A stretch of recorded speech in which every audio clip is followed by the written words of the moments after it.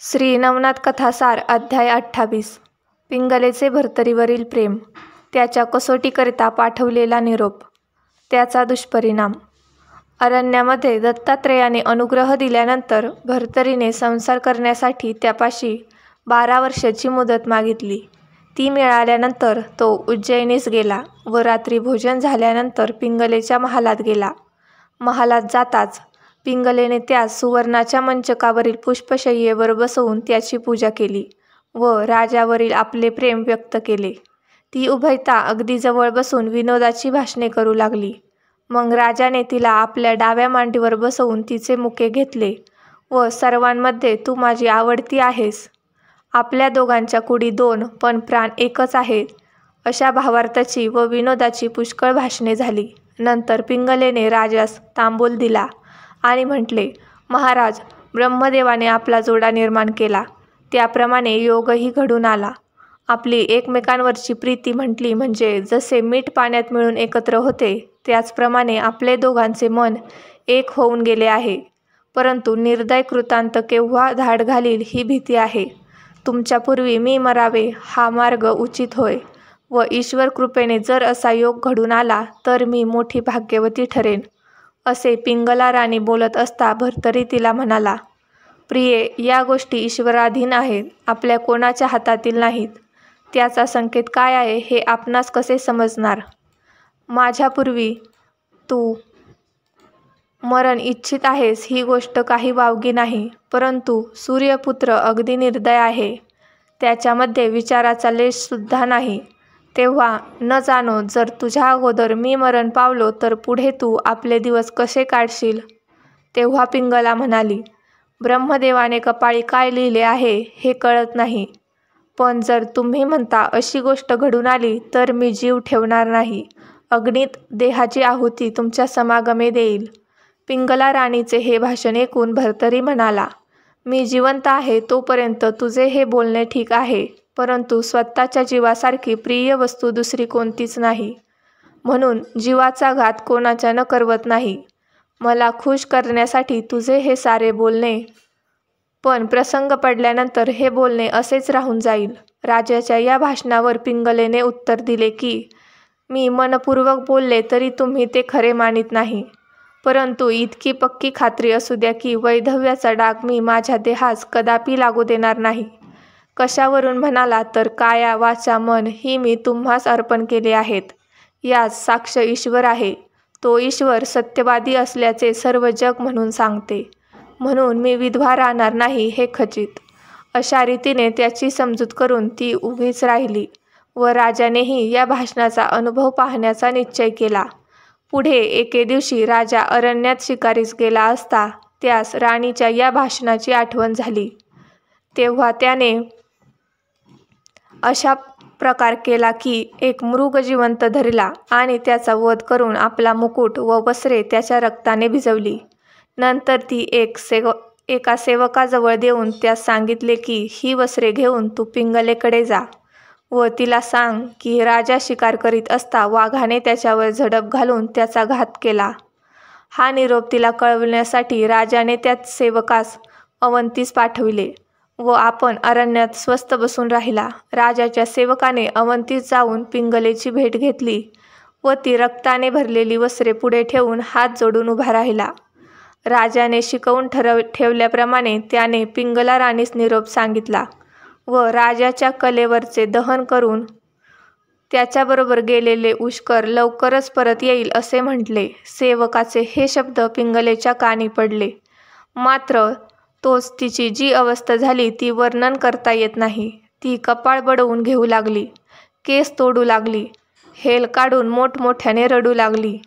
इतक्यात राजवाड्यात हे दुःखकारक बातमी पसरली. ती ऐकून राजाच्या 1200 स्त्रिया रडत ओरडत धावत आल्या व त्यांनीही अतिशय शोक केला. पिंगलेस मात्र सर्वांपेक्षा विशेष दुःख झाले. शेवटी पिंगलेने सती जाण्याचा निश्चय करून सर्व तयारी केली.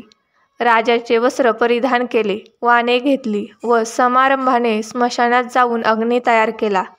सर्वांनी तिला आशीर्वाद दिले. नंतर तिने अग्निकुंडात उडी टाकून आपले स्वहित साधून घेतले.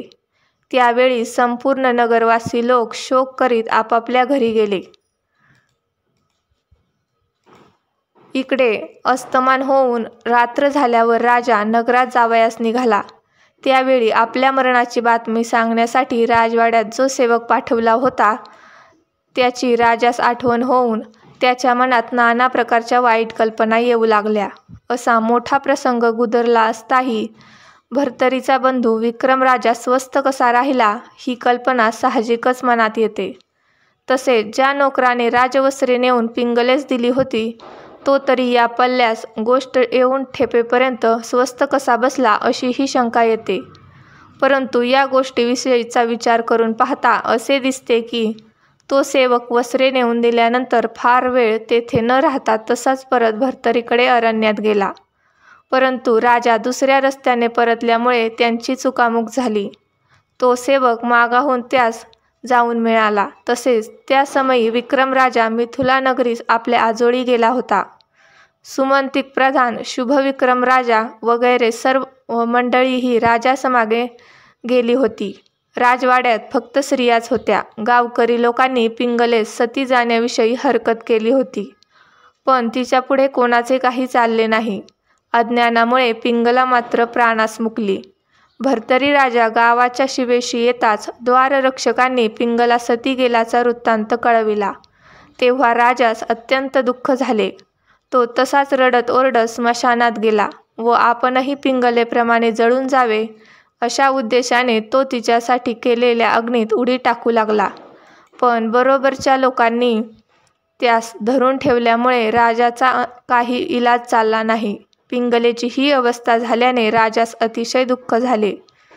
तो तिचे एक एक गुण आठवून रडत होता. पिंगला सती गेली म्हणून भर्तरी स्मशानात शोक करीत आहे ही बातमी ऐकून गावचे लोकही धावत धावत स्मशानात आले.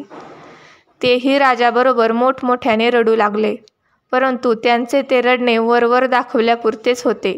राजा शोकसागरात पडला असता लोक त्याची समजूत करू लागले की राजन, अशाश्वताचा शोक करून काय उपयोग, ईश्वरावर भरोसा ठेवून स्वस्थ असावे अशा रीतीचा लोकांनी राजास पुष्कळ बोध केला.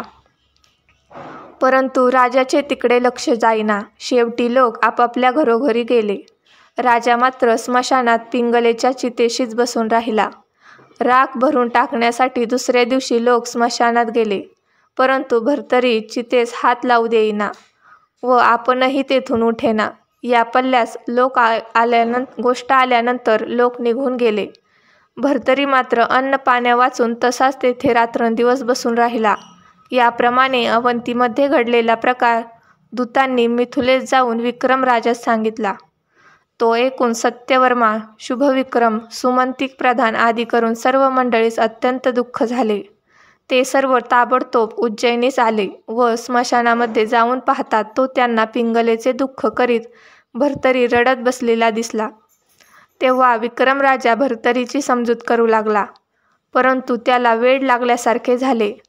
तो पिंगला पिंगला असे म्हणून रडत होता. त्यास बोध करता करता 10 दिवस गेल्यावर विक्रमाने पिंगलेची उत्तर क्रिया केली. नंतर तो राज्यकारभार पाहू लागला. विक्रम राजा त्यास नित्य जाऊन बोध करीत असे.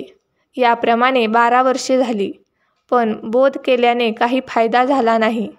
पिंगलेच्या दुःखाने भर्तरीने अन्न सोडले होते व तो फक्त झाडांची पाने खाऊन व उदक प्राशन करून राहिला होता. त्या योगाने त्याचे शरीर कृश झाले. भर्तरीची अशी अवस्था पाहून मित्रावरूनच त्याची दया आली. नंतर तो दत्तात्रेयाकडे गेला. दत्तात्रेयाने त्यास येण्याचे कारण विचारले असता मित्रावरूनही म्हणाला, आपणास सर्व ठाऊक आहे, मीच सांगितले पाहिजे असे नाही, परंतु सुचवायचे इतकेच की भर्तरीवर आपली कृपा असू द्या म्हणजे झाले. मग मित्रावरूनच दत्तात्रेयाने धीर देऊन भर्तरीबद्दल काळजी न वाहता स्वस्थ मनाने जावयास सांगितले व मच्छिंद्रनाथाचा शिष्य गोरक्षनाथ यास मी भर्तरीकडे पाठवून त्यास बोध करून ताळ्यावर आणतो अशा रीतीने मित्रावरूनीची समजूत करून त्याची रवानगी केली. पुढील अध्याय ऐकण्यासाठी यूट्यूब चॅनलला लाईक करा, शेअर करा आणि सबस्क्राईब करा.